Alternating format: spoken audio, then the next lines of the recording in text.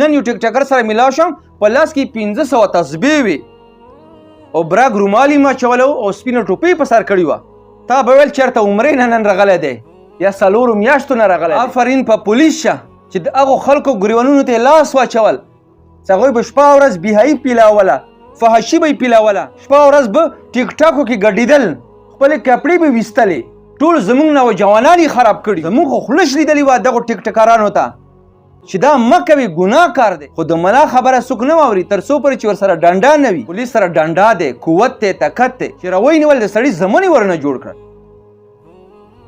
زړه مې خوشحاله شو. زړه یو ډم راځي په سوشل میډیا باندې مفي غواړي چې مانه غلطي شوې ده بیا به ډمتوب نه کوم. نن یو ټیکټکر سره ملاو شم په لاس کې 1500 تسبیح وي او براګ رومال یې ماچولو او سپینه ټوپۍ په سر کړې وه. تا به ویل چېرته عمرې نه نن راغلی دی یا څلورو میاشتو نه راغلی دی. ما ورته ویل څنګه چلی د سړي زمن درنه جوړ شول. نو ما ته وایي چې مولانا صاحب د تاسو په خبره خو ټیکېدو نه په ډنډې ټیک شو یېرېږو. نو ما ورته ویل چې د الله او د الله رسول نه خو نه یېرېږې، نه د علما کرامو په خبرو باندې عمل کوي، خو تاسو د ډنډې مسلمانان یې.